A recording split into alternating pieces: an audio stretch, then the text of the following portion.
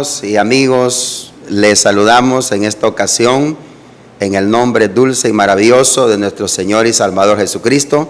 Es para nosotros un verdadero gozo estar con ustedes en este su programa Tiempos de Libertad en Cristo Jesús. Enviamos un saludo extensivo a cada uno de ustedes que nos sintonizan en los diferentes lugares de nuestra ciudad del Progreso y Oro, pero también más allá de nuestras fronteras municipales, en el extranjero, que nos sintonizan a través de la página del Facebook, de YouTube, y que permanentemente están pendientes de este su programa, donde sabemos que está siendo de mucha edificación para muchos de ustedes, y por eso damos la gloria, la alabanza y la honra a aquel que nos ha llamado y nos ha puesto por ministros en esta tierra de su iglesia. Así de que un abrazo a la distancia. Yo soy el pastor Juan José López, pastor de la Iglesia Evangélica Reformada Betania, al cual también mando un saludo a todos los miembros de la Iglesia Reformada Betania y a todos los miembros de la Iglesia en general, por la cual oramos fervientemente delante del Señor para que su gracia,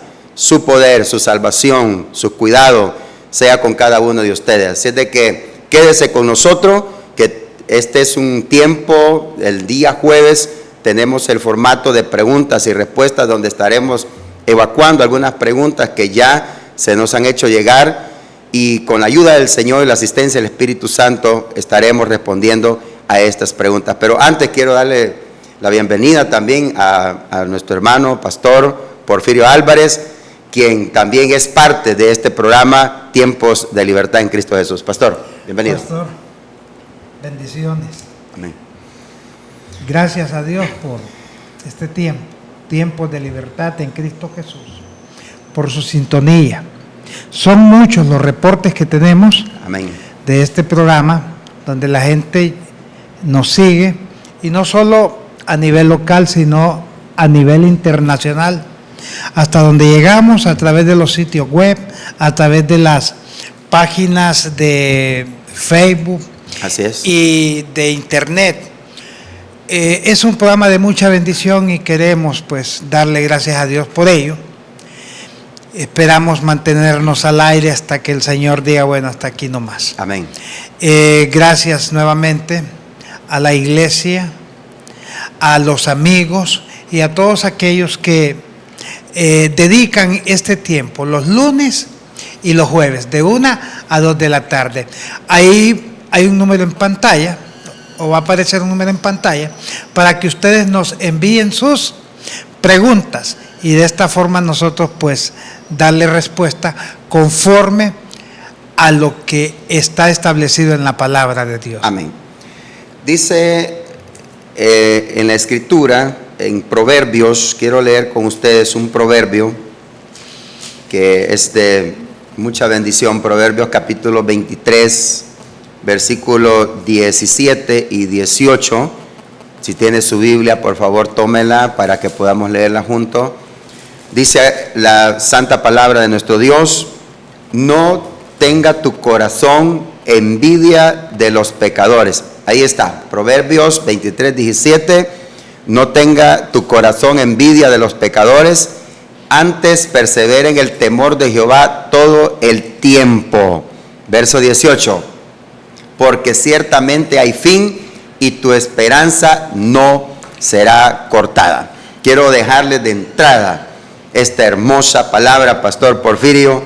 No sé si quieres dar alguna opinión sobre ese versículo. Qué maravilloso. Yo he escuchado hermanos y hermanas a veces levantar una queja ante Dios. ¿Y por qué a mí me está sucediendo esto? ¿Por qué no prospero? ¿Por qué no me va bien en lo que he emprendido? ¿Y por qué a Julano sí? Y ese ni siquiera es cristiano, no va a la iglesia, no ofrenda. Ponen cualquier excusa delante de Dios para elevar esta queja. Y aquí la palabra de Dios está hablando a todos aquellos que de una u otra forma han murmurado, porque esta es una murmura contra Dios. Decir que por qué a mí no me va bien y a Julano sí. Nosotros estamos en las manos de Dios, pastor, y todo lo que se mueve alrededor nuestro y en nosotros es el propósito de Dios en nuestras vidas, porque Él sabe que tiene destinado para cada uno de nosotros. Y lo que me impacta, me bendice mucho es lo que dice en su parte segunda, este versículo 17, dice que debemos de perseverar en el temor de Jehová. Y en otro lugar de la Biblia también dice que el principio de la sabiduría es el temor a Jehová. Eso, es el principio de la sabiduría. Así es de que todos, mientras nos mantengamos en el temor de Dios, caminando en el temor de Dios, entonces las cosas van a salir más que bien, porque no dependerán de nuestra astucia, de nuestra inteligencia, de nuestros planes, sino del propósito de Dios que se va desarrollando en nuestras vidas, así como Él lo quiere desde que nosotros fuimos concebidos en el vientre de nuestra madre. Así de que vamos a tener un tiempo de oración para dedicar este programa en las manos del Señor bajo la guianza del Espíritu Santo. Oremos. Padre que habitas en gloria, en el nombre de tu Hijo amado Jesucristo, en esta hora queremos darte honor, alabanza y toda honra que a ti te pertenece. Dedicamos este tiempo, nuestras vidas, este programa, esta casa de televisora, Naos Televisión, la administración, la iglesia, todo tu pueblo, todas estas personas que nos ven, que se comunican con nosotros, oh Dios, donde sabemos que tu palabra está siendo rema en sus mentes, en sus corazones, y que ella nunca regresará vacía. Gracias te damos por esta oportunidad que nos permite de salir al aire en este programa Tiempos de Libertad en Cristo Jesús. En tus manos de amor pongo mi vida, del pastor Porfirio y del pastor Jesús Díaz, que también por razones personales no está con nosotros. En el nombre de Jesús, amén y amén. Pastor, entonces entramos en materia. Amén. Sobre las preguntas que hemos recibido de parte de todos nuestros televidentes y oyentes en todas partes donde llega esta señal. Usted tiene su primera pregunta, léala y respóndela, pastor. Nos preguntaban, ¿es la iglesia el Israel espiritual de Dios? Interesante pregunta. Muy buena pregunta, puesto que hay mucha gente en las iglesias predicando a la iglesia que la iglesia es el Israel espiritual de Dios. Pero esta es una frase que se acuñó en el siglo XVIII. Hay profecías en el Antiguo Testamento acerca del Israel natural de Dios. Nacerá una nación en un día. Y tantas otras profecías concernientes a lo que es el pueblo de Israel. Y la iglesia no miraba cómo se podía cumplir esto. Y empezaron a acuñar esta frase que la iglesia era el Israel espiritual de Dios. Pero Dios cumplió la profecía con el pueblo de Israel el 14 de mayo de 1948, cuando las Naciones Unidas de una sola vez reconocen a el pueblo de Israel como una nación más en el concurso de todas las naciones del globo terráqueo. Ahí se cumplió esa profecía, pero la iglesia siguió acuñando.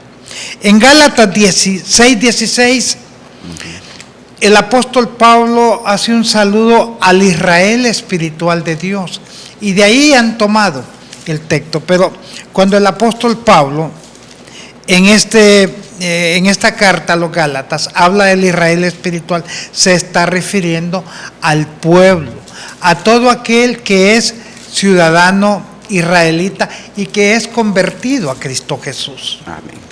Durante la historia de la humanidad, hasta nuestro Señor Jesucristo, en el mundo solo existían dos pueblos: el pueblo israelita, hebreo o judío, como usted lo quiera llamar, y el pueblo gentil. Y eran los únicos pueblos existentes.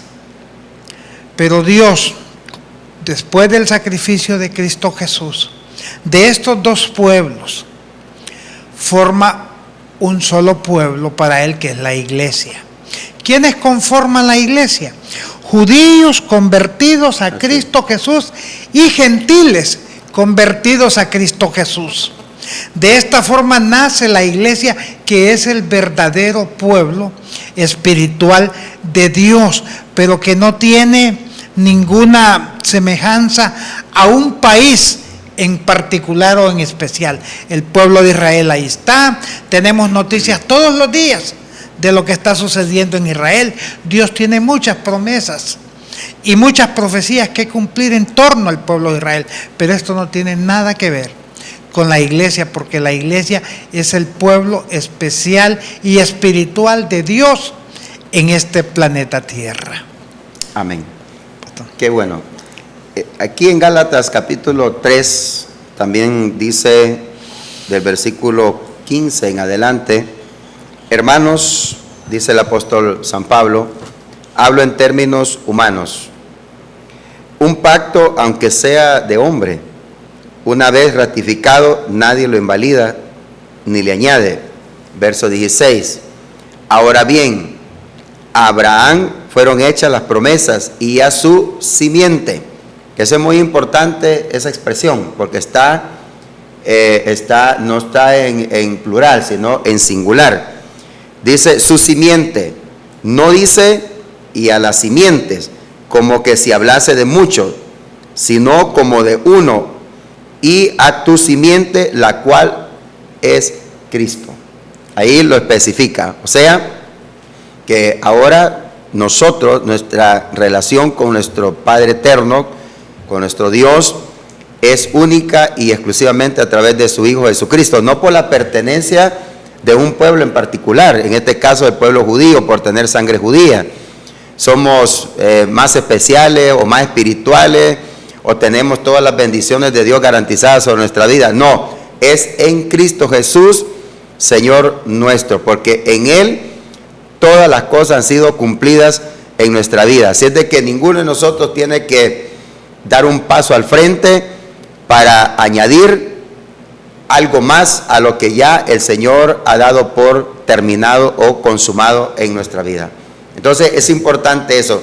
Debemos de orar, lo hemos repetido en otras ocasiones esto, que nuestra oración debe ser por todas las naciones de la tierra, por todo el mundo, no solamente por un pueblo en particular. Claro, dejamos bien claro que también la Biblia nos habla proféticamente acerca de un trato de Dios con Israel, que está en la escatología bíblica, profética, y eso va a tener su cumplimiento cabal. Y eso está claramente establecido también en la palabra del Señor. Pero en cuanto a la salvación, siempre ha sido y siempre será única y exclusivamente a través de Cristo, el Hijo bendito de nuestro Padre Celestial.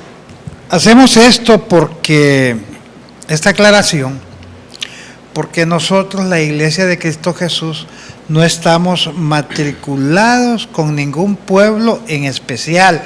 Sí. ¿Por qué? Porque esto ha dado pie para tratar de introducir doctrinas ajenas a la Iglesia, costumbres, alimentación, que eso es lo que queremos prevenir. Correcto.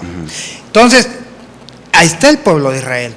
Ellos siguen practicando muchas cosas de sus ancestros, pero la Iglesia no tiene por qué hacerlo, porque nosotros como Iglesia de Cristo Jesús tenemos nuestra propia doctrina, tenemos los mandamientos de Cristo, que no son precisamente los mandamientos del Antiguo Testamento, porque sí, Cristo nos lleva a un grado de exigencia mucho mayor. Así es. Que lo que era el antiguo pacto.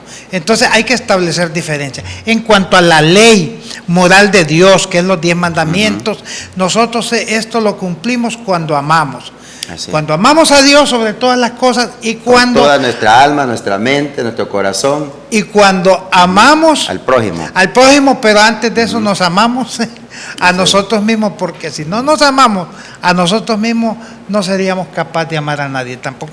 Que eso lo dice la Escritura. Así es. Y esto solamente es posible a través del amor de Dios que ha sido derramado en nuestros corazones, dice allá en Romanos, por el Espíritu Santo que se nos ha sido dado. Amén. Amén. Muy bien, tenemos otra pregunta, pastor. Esta pues voy a tratar de darle respuesta a esta pregunta, también usted me puede auxiliar en su momento. Y la pregunta es, pastor, ¿cómo debe un cristiano disciplinar a sus hijos? ¿Cómo debe un cristiano disciplinar a sus hijos. Bueno, antes de eso, quiero leer algunos versículos de la palabra del Señor en Proverbios 29. No sé si el hermano me puede ayudar ahí. Proverbios 29, versículo 15 y 17.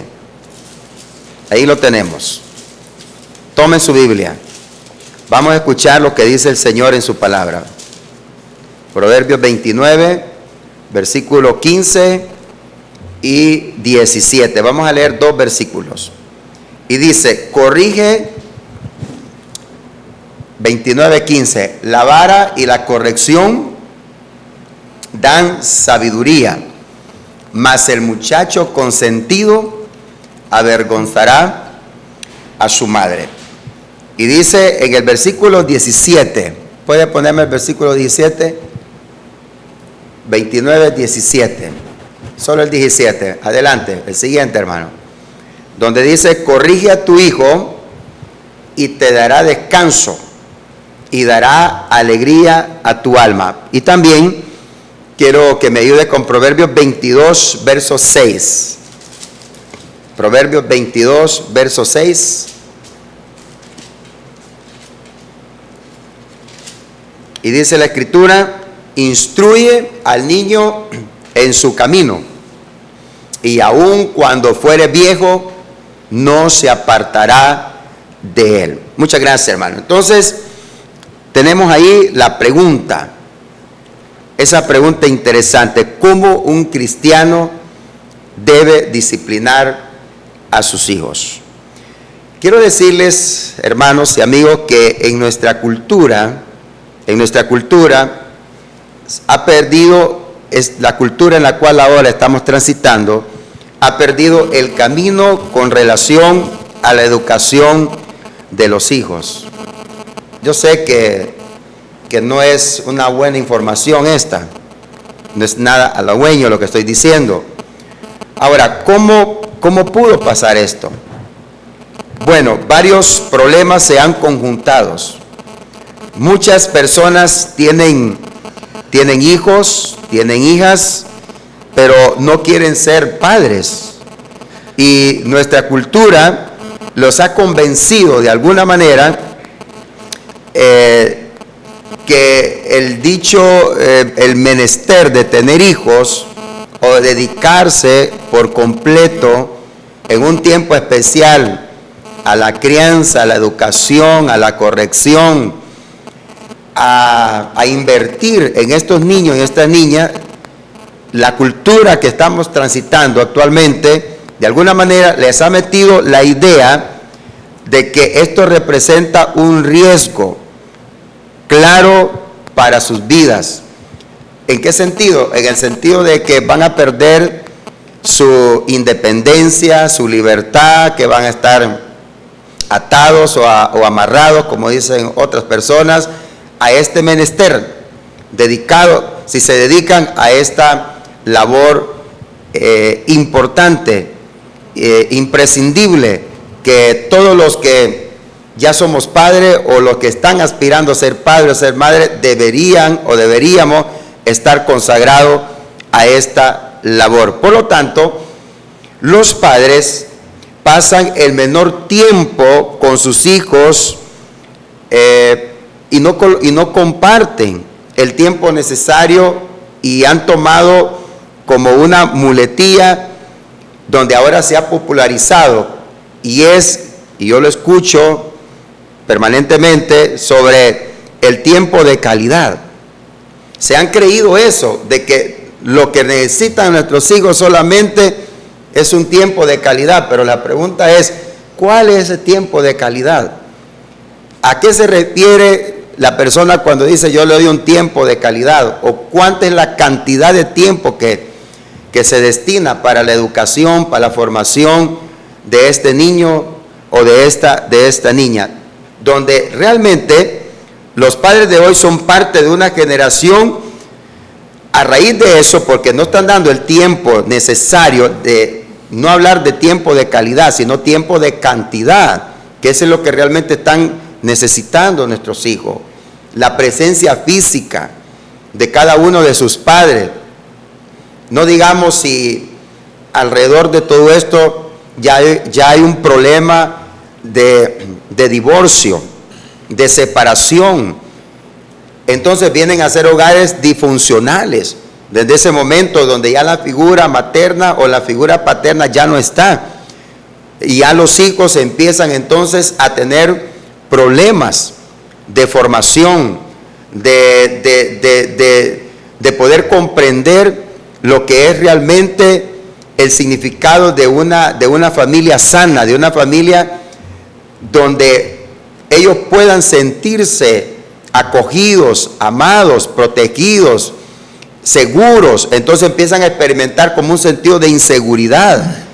Y eso al final, en el momento no se echa de ver cuando los niños están pequeños, aunque ya hay algunas manifestaciones de parte de ellos de rebeldía y otras cosas que ya están ahí aflorando por esta situación, pero en el tiempo del crecimiento, la adolescencia, la juventud, que ya van alcanzando su estado de madurez, es donde se va reflejando más estas cosas con otras actitudes que son nefastas para su propia vida y la vida también de la misma familia. Así de que, pastor, eso es algo que nosotros tenemos que decirlo de esta manera acerca de lo que es disciplinar a nuestros hijos, porque la idea bíblica no solamente es sacar una faja, darle con una vara a un niño, a una niña, a un adolescente y tratar de decir que con esa acción se ha cumplido con lo que la Biblia está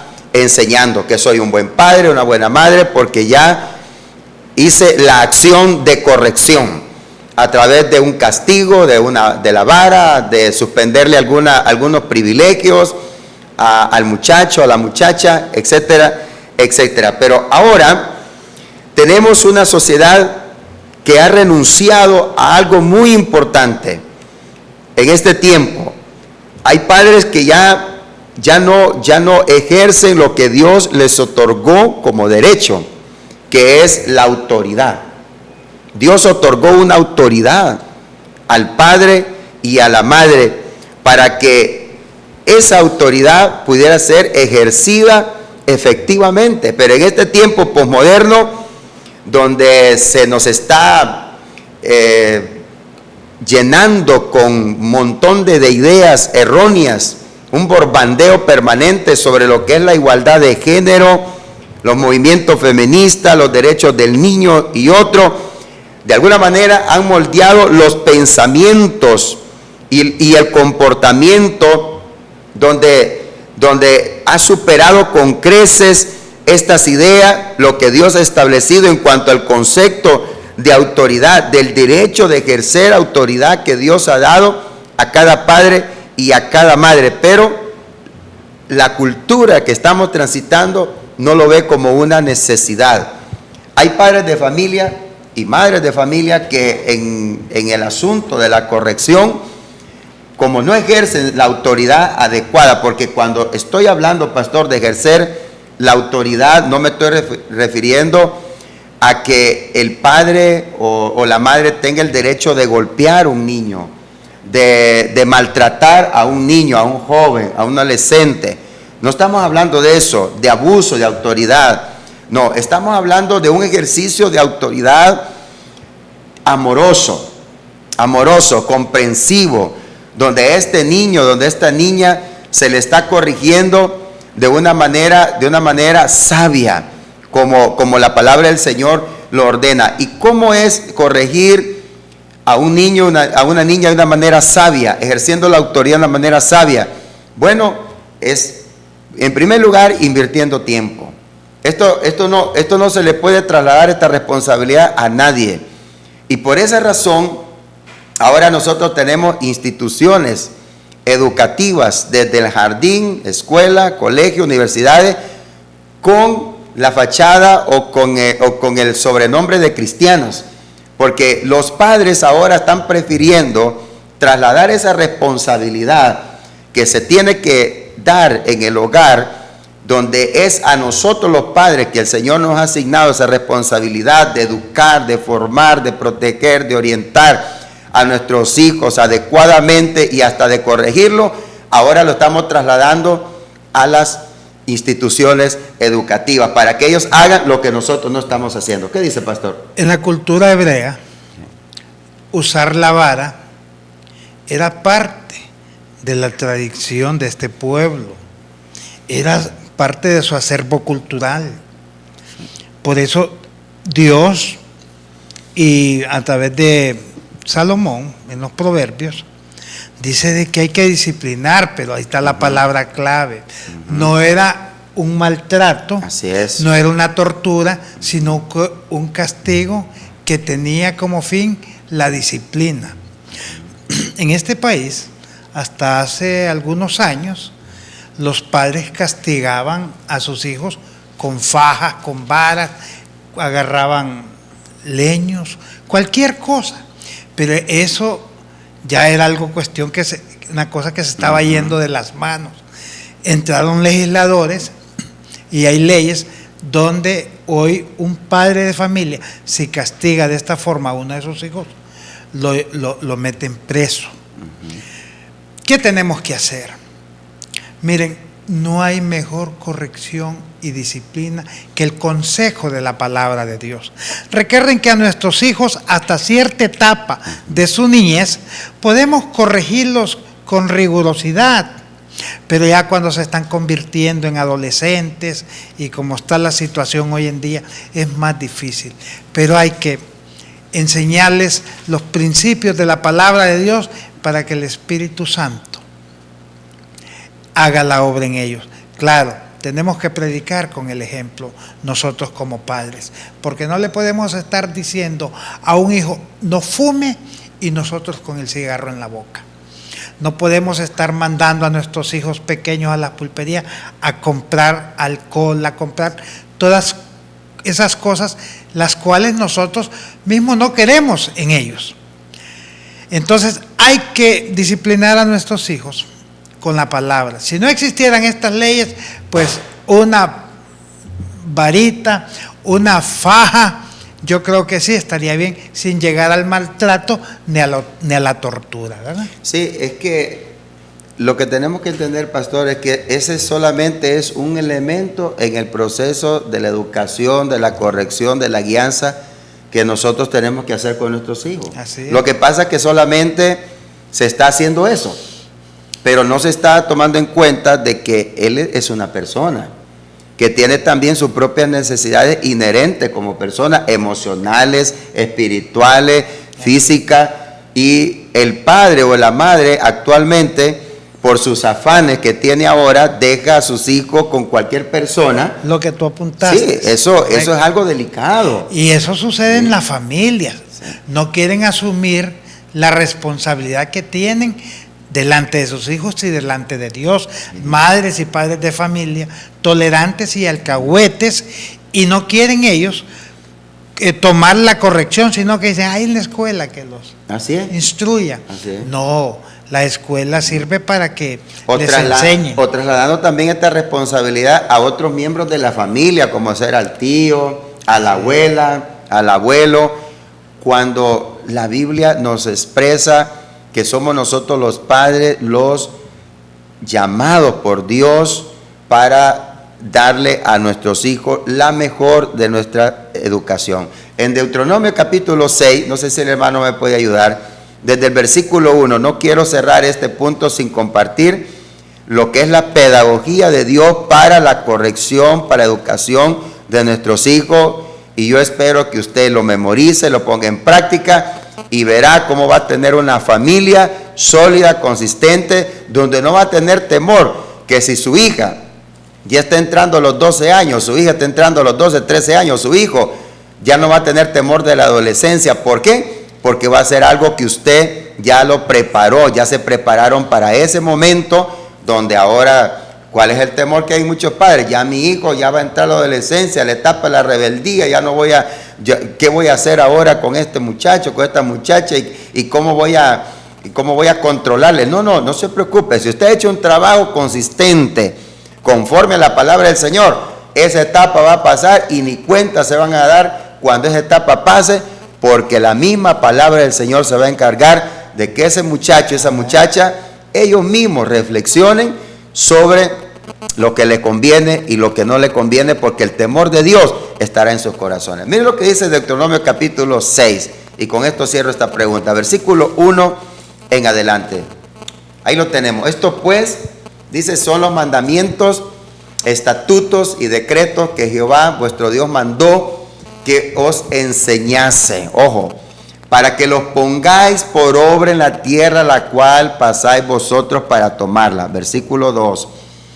Para que temas a Jehová tu Dios, guardando todos sus estatutos y sus mandamientos que yo te mando, tú, tu hijo y el hijo de tu hijo, todos los días de tu vida, para que tus días sean prolongados. Versículo 3.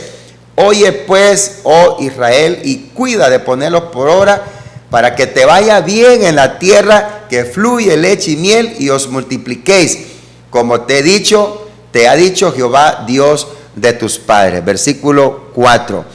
Dice, oye Israel, Jehová vuestro Dios, Jehová uno es. Gracias, hermano. Entonces, ahí tenemos que tenemos que hacer una labor de enseñanza, de estar con nuestros hijos, de tener nuestro altar familiar, de sentarnos con ellos, de escucharlos, de saber que también ellos son personas, de llenarles su estanque emocional y espiritual.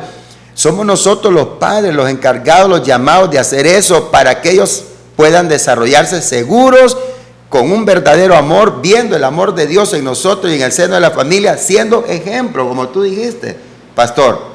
Porque hay padres y madres que van a las iglesias inclusive, pero en la casa tienen un comportamiento totalmente diferente a lo que dicen ser cuando están en la iglesia. Entonces los niños y los hijos empiezan a confundirse en cuanto a su relación con Dios y con la iglesia. Así que este es un proceso y hay que meternos de cabeza si queremos tener hijos e hijas que sean de bendición para nosotros y para la sociedad también. Pastor, una pregunta.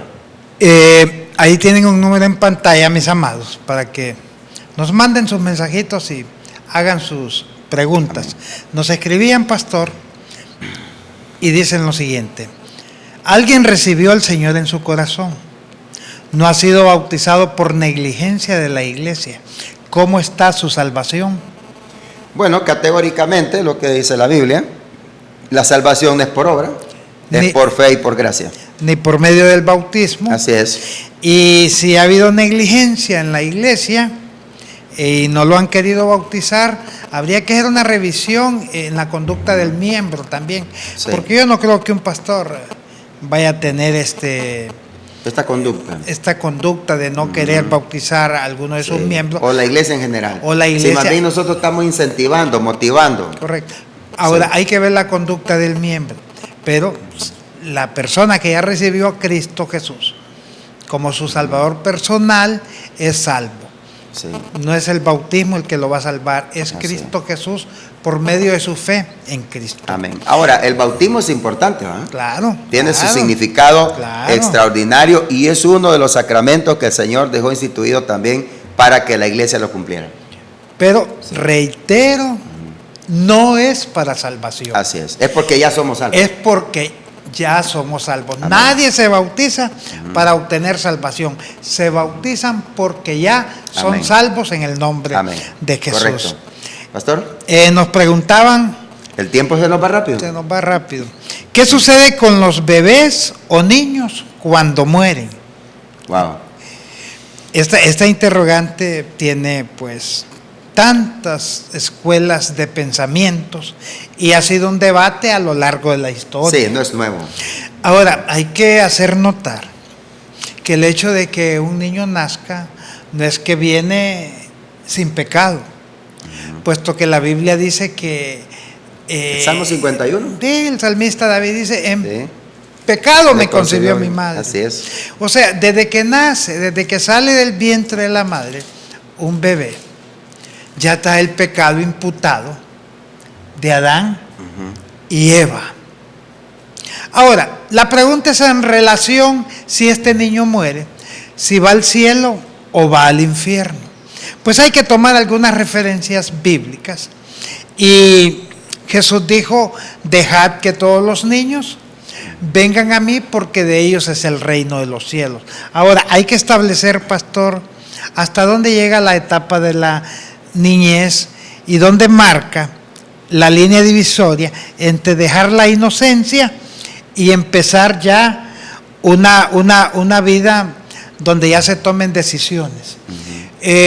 Pues no podríamos decir a ciencia cierta a los tantos años es, porque la conducta de los niños en algunos es más lenta y viven una niñez aún a sus 13, 14, 15 años. Y también depende de los lugares donde este niño ha nacido, porque aunque esto ya se ha generalizado también, antes, cuando una persona nacía en una aldea, en una comunidad aislada, que no tenía mucha relación, por decirlo así, con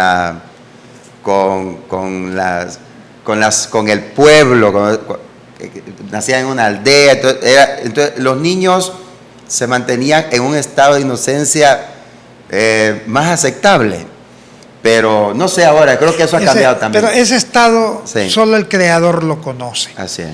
En el pueblo de Israel dejaban la niñez a la edad de 13 años. De 13 años en adelante ya se convertían en lo que era... Pero los medios de comunicación que tenemos ahora no estaban en ese tiempo. No, claro, ni la mismo medio que nos rodea. Si ahora, miren, ¿cuánta niña embarazada a los 10, 11, 12 años? Sí, entrando en su adolescencia. En las redes sociales, niños de corta edad ya enamorando y todo, con una mente totalmente despierta, que no es la misma niñez igual a la que nosotros teníamos, claro, pastor. Y en este también, fíjate, pastor, que los padres tienen también una responsabilidad grande, porque yo he visto padres y madres de familia que a sus niñas de 5 años, de 6 años, empiezan a ponerle tacones,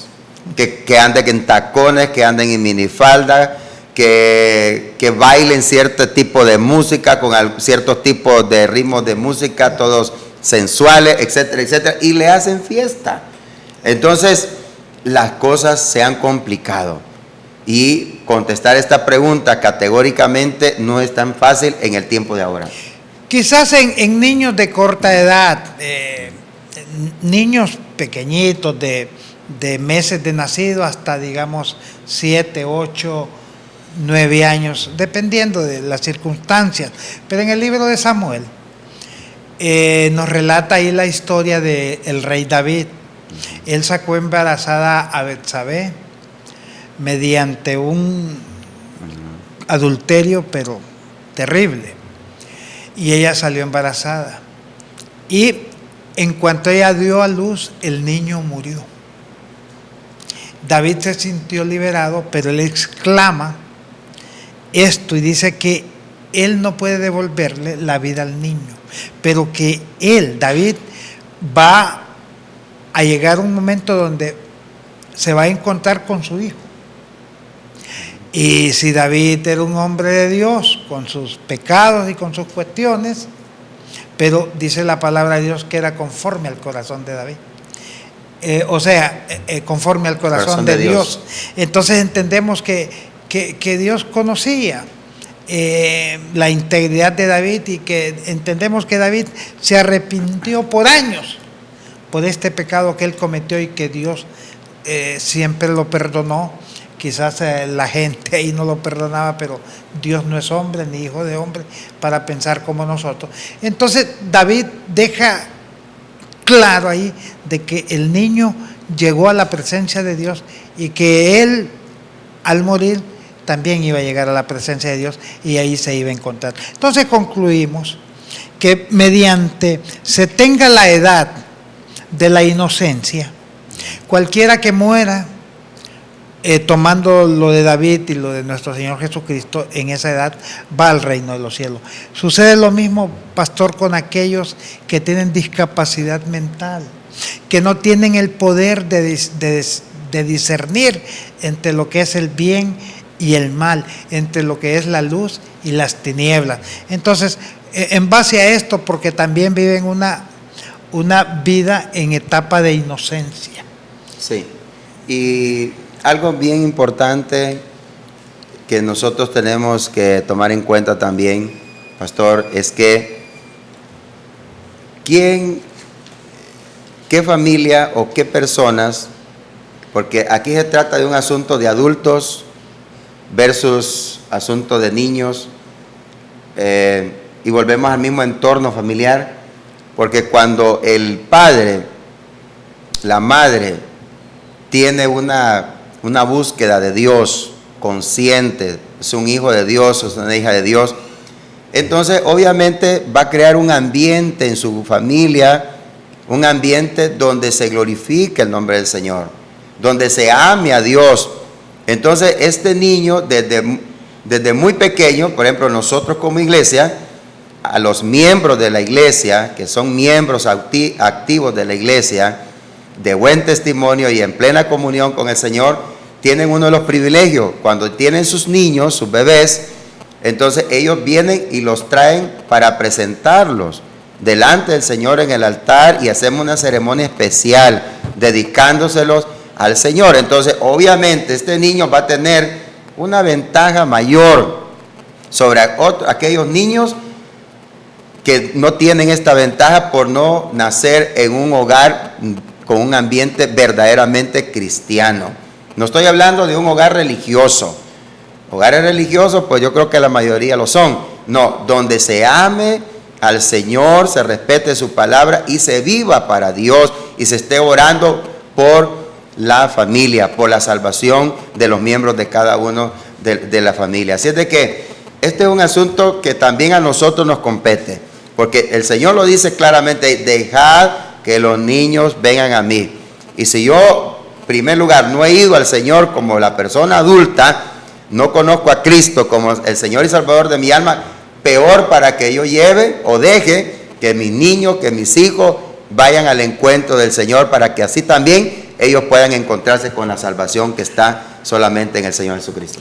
Esta es una costumbre que la iglesia cristiana ha adoptado, aunque y tomado desde cuando nuestro Señor Jesucristo fue presentado a los 8 días, pero era para practicar en Jesús el rito de la circuncisión, cosa que ya quedó totalmente abolida. Pero la iglesia adopta esto de la presentación de los niños, pero tenemos problemas, pastor. Mire, yo he presentado muchos niños en estos años y los padres llegan en el tiempo que están interesados que se les presente el niño. Una vez que ya les hemos presentado al niño delante del Señor, los padres no vuelven. Sí. Yo he tenido que decirles a algunos, a quien tengo que presentar delante del Señor es a usted, no al niño, porque el niño no necesita de Dios porque él ya lo tiene. Usted sí, porque creen que con eso están cumpliendo con una responsabilidad y que ahí termina todo. No. Tienen una mala concepción. Es el comienzo, más bien, que es un buen comienzo. Sí. Que es un buen comienzo, pero solamente significa eso. De ahí en adelante, tanto el padre como los hijos, o sea, toda la familia integralmente, tenemos que aprender a caminar de la mano del Señor. Amén, amén. ¿Otra pregunta, pastor? ¿Tenemos ahí? Sí, nos preguntaban... Okay. Porque todavía tenemos ahí unos minutos todavía, bueno, para una pregunta. Sí, ok. ¿Por qué endureció Dios el corazón de Faraón? Interesante. Y nos hacían esta pregunta porque... ¿Por qué endureció Dios el corazón de Faraón? El corazón de Faraón. Porque... ¿Tiene algún texto bíblico ahí donde hable sobre ese asunto? Romanos 9, 17 y 18. ¿Nos puede poner, hermano, ahí el texto, por favor? Romanos 9. Capítulo 9. Versículos 17 y 18. Ok, vamos a leerlo aquí directamente de la Biblia. Ok, lo tenemos. Romanos 9, versículo 17 dice: porque la Escritura dice a Faraón: para esto mismo te he levantado, para mostrar en ti mi poder y para que mi nombre sea anunciado por toda la tierra. De manera que de quien quiere, tiene misericordia, y al que quiere endurecer, endurece. La historia, pastor. Sí. Faraón caía rendido al final de las tardes y arrepentido, y decía que se vaya el pueblo de Israel, saquen ese pueblo. Después de cada plaga. Después de cada plaga, después de cada manifestación de Dios. Sí. Faraón era en ese momento el hombre más poderoso sobre la faz de la tierra. El imperio egipcio tenía un control absoluto de todo lo que era el mundo conocido. Era la superpotencia en ese tiempo. Y tenía los mejores ejércitos, más sin embargo, después de las manifestaciones de Dios contra el pueblo egipcio, Faraón decía que se vayan estos israelitas, que se vayan. Pero se acostaba, se dormía y en la mañana decía, nadie se está yendo. ¿Por qué? Porque Dios le endurecía el corazón a Faraón. Esto solo tiene un solo título en Dios. A esto le llamamos la soberanía de Dios. Sí. Y ahí mismo en el texto que estábamos leyendo, pastor, ahí dice que Dios a quien quiere endurecer el corazón le endurece. Y tiene misericordia Él del que Él quiere tener misericordia. Porque Dios levantó a Faraón para mostrar en Faraón el poder de Dios. Muchos no están de acuerdo con esto que nosotros decimos, pero Dios, Él es reina, Él es Dios de todo el universo. ¿Y quién de su creación puede decir que no está de acuerdo con lo que Dios hace? ¿O puede el barro, pastor, decirle al alfarero, ¿por qué me has hecho tan feo? ¿Por qué esta taza está horrible? El barro. ¿No acaso no puede el alfarero quebrar nuevamente esta vasija y hacerla como Él quiere? Pues así somos todos en las manos de Dios. Del que Dios quiere tener misericordia, tiene misericordia. Amén. Y al que Él quiere endurecerle el corazón, lo endurece. Ahí tienen al pueblo de Israel. ¿Quién cegó el entendimiento del pueblo de Israel? Dios. Por eso los judíos no reciben a Cristo como su Mesías, como su Señor. Ahí están esperando a su Mesías y están haciendo los preparativos, están ya tienen casi todo listo para la construcción del templo. Sí, en lo que no se han puesto de acuerdo, pastores, en el lugar, porque donde está el actual templo, ahí llegan musulmanes, llegan judíos, entonces tienen miedo de empezar a construir y que se desate una guerra terrible. Están pidiendo ayudas a Estados Unidos y a Rusia para que les ayuden a construir, pero eso se va a hacer en el tiempo de Dios, porque Dios tiene los hilos que mueven todo lo que está bajo del cielo. No hay nada que esté fuera del control de Dios. Amén. Porque nuestro Dios es soberano, nuestro Dios es infinito y hace las cosas conforme Él quiere hacerlas, pastor. Sí. Y debemos también de recalcar que todos los actos del Señor están basados en su amor, en su justicia, en relación con sus criaturas. Él tiene el conocimiento pleno de nosotros, desde antes que nosotros fuésemos concebidos en el vientre de nuestra madre. Él ya tiene el conocimiento pleno de nuestra vida. Así de que la decisión del Señor nunca es arbitraria, jamás es de hacer acepción de persona, sino más bien de ratificar su justicia, su amor, su verdad y su santidad. Pastor, tenemos una pregunta que por razones de tiempo no se contestó, pero sí me gustaría que le diéramos respuesta al televidente que nos escribe. Dios les bendiga. Pregunta, ¿es pecado prestar dinero con interés según Salmo 15:5? Salmo 15:5. Salmo 15:5. Porque tenemos minutos todavía para darle respuesta. Salmo, sí, 15:5. Ahí está, pastor. Dice, quien su dinero no dio a usura, ni contra el inocente admitió cohecho.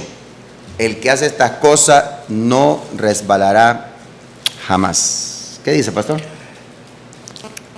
Pues la palabra es clara.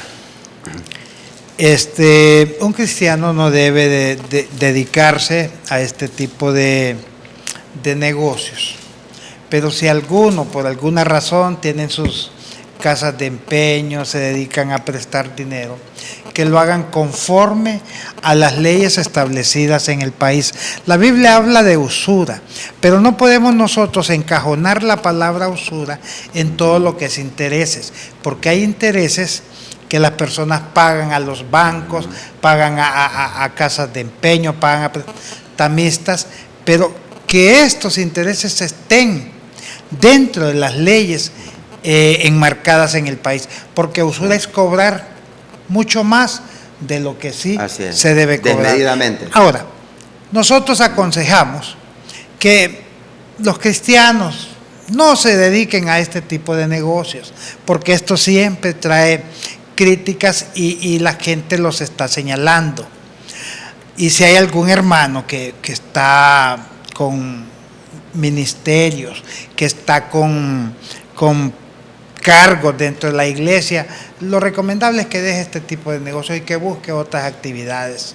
Eso nosotros lo tenemos bien definido, porque en algún tiempo nosotros nos dedicábamos a este negocio. Sí.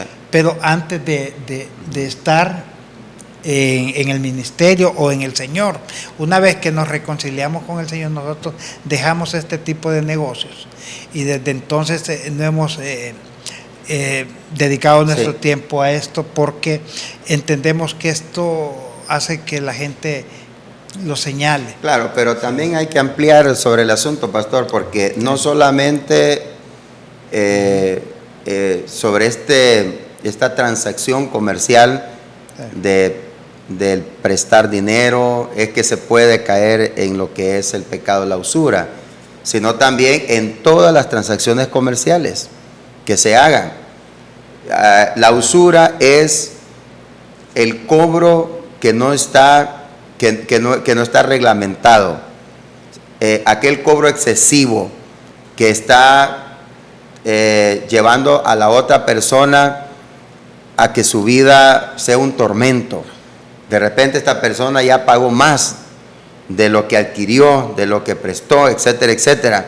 Entonces ahí es donde tiene que venir lo que es la conciliación, lo que es la justicia, lo que es el amor, lo que es el trato humano que uno debe de dar como hijo de Dios, como hija de Dios a la otra persona, siempre teniendo cuidado también de honrar lo que se debe, porque el compromiso que uno adquiere, ya sea con un bien, ya sea en efectivo o en servicio, con una tarjeta de crédito, etcétera, etcétera, hay que honrarlo, porque usted lo adquirió y no puede después venir a tratar ¿cómo le puedo decir? De deshacerse de ese compromiso que adquirió. No, por eso es importante que antes de tomar un compromiso, analizarlo, estudiarlo, para ver si conviene o no conviene, si está dentro de su presupuesto familiar, si tiene capacidad de pago o no, si tiene retorno o no lo tiene. Es importante, como dice el Señor en su palabra, que cuando alguien va a edificar una torre o lo que pretende edificar, primero se sienta, hace su presupuesto para ver si realmente puede llevar a cabo el proyecto y de esa manera poder acabarla, terminarla, para que no vaya a tener problemas en el camino. Así es de que yo considero de que los temas económicos son bastante delicados, pero si nos enmarcamos en la justicia, en la verdad, en el amor de Dios, una vez más lo repito, todo tiene a transcurrir de una manera normal, porque eso es parte de lo que es la vida cotidiana. Solamente, pastor, quiero agregar a la persona hermano o hermana, no sé, creo que es cristiano porque dice Dios le bendiga. Si está pasando algún problema similar y contrajo un compromiso y ahora siente que lo están estafando y que están usando la usura, trate de arreglar su compromiso y no vuelva a hacer este tipo de transacciones, porque usted sabe que lo están estafando. Ese sería mi consejo, pero honre su deuda. Así porque es, si no van a andar correcto. diciendo por ahí que usted quita prestado y no le gusta pagar. Correcto. Eso es lo que podríamos aconsejar. Uno tiene que honrar el compromiso, aunque le hayan puesto Así la es. soga al cuello, pero si uno dio su palabra o firmó un documento, pues está Por eso, comprometido. en esto, pastor, que todos estamos a expensas de una situación como esta, pero lo más importante, antes de tomar cualquier decisión en la área económica, debe de ser la oración.